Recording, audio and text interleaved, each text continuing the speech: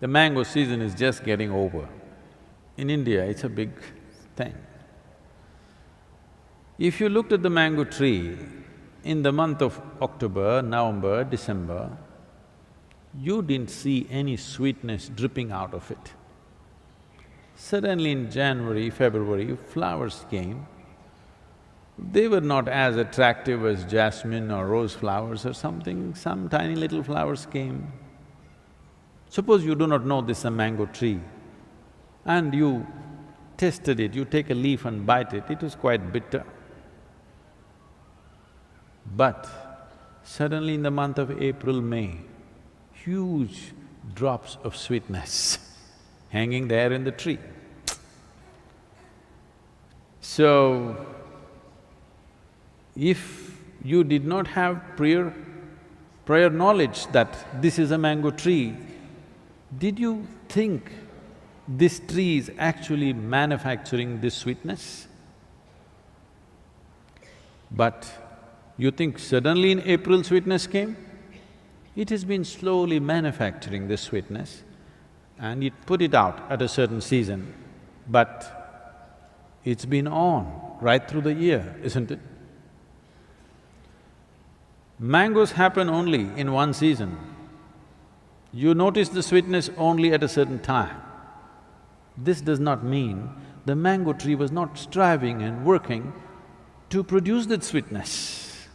You cut any part of the mango tree and taste it, you will not find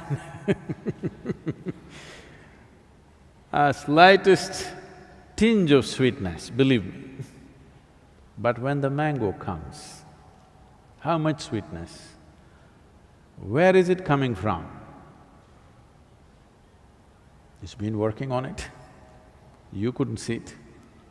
Similarly, is it a process? For sure it's a process. But can everybody see the process, identify the process? No.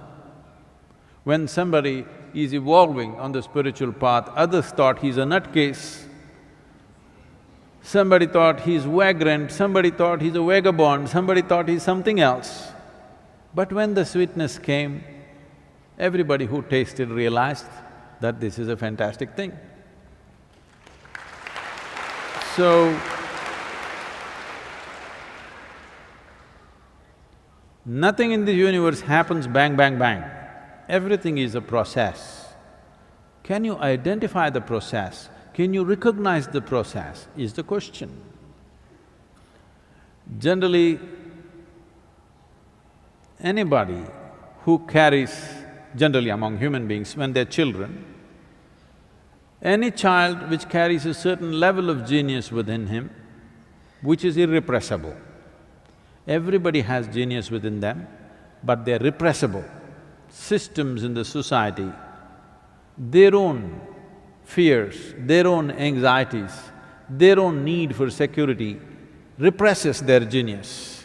Every human being has some kind of genius, but over 90% of the human beings never find expression to it because they give in to other things. Other things become more important. When you were 12, 15, you thought, I'll do this, I'll do that, I'll go to the moon. But you saw the neighborhood girl and started calling her the moon. Moon disappeared.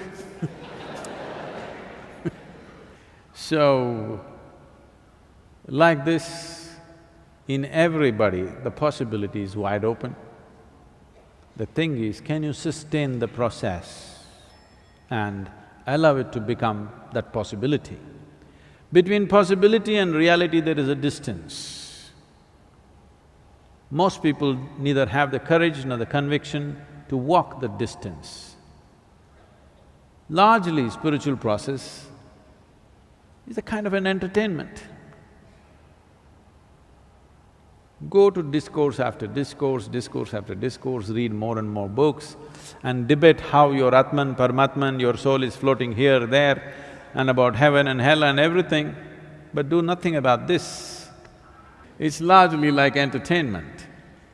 So, there is a process for sure. The process can be approached consciously or it may be an unconscious process, but you're doing the right things. This is the beauty of this universe. Whether you know or you do not know, knowingly or unknowingly, with discipline or with indiscipline, with love or with hate, if you do the right things will happen to you. That is the beauty of this universe.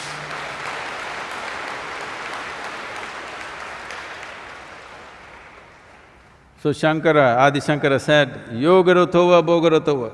Somehow, either through yoga or bhoga, somehow do it. Somehow find the truth of your inner nature, because what we are considering as truth is simply this. Whatever works on all levels of life must be the truth, isn't it? Whatever really works on all levels of life must be the truth. Whatever you know in your life, test it right now, because you have a mind which can project. Right now, you are striving for a certain level of income or a certain kind of house or a car or something else or something else. Put yourself in different stages of life and see if it still means a lot to you. See, suppose not tomorrow, let's say 100 years later, you're on your deathbed. Just see if your jewelry, your makeup, your car will mean something to you on that day. This does not mean you must give it up today. It is just that you must keep it in its place, you must not carry it in your heart.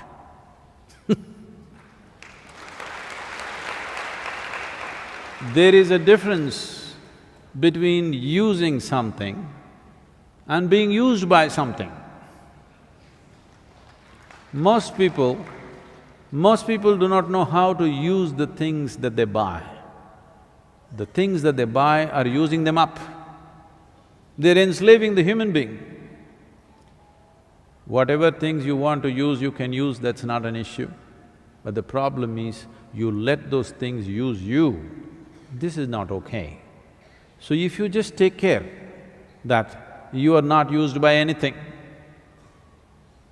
you understand the limited role that everything has in your life, the limited role of your education, the limited role of your career, the limited role of your marriage, the limited role of your relationships, the limited role of your wealth, the limited role of everything that you're doing. If you understand where one thing begins and where it ends, then you don't have to do anything. Spiritual process is on.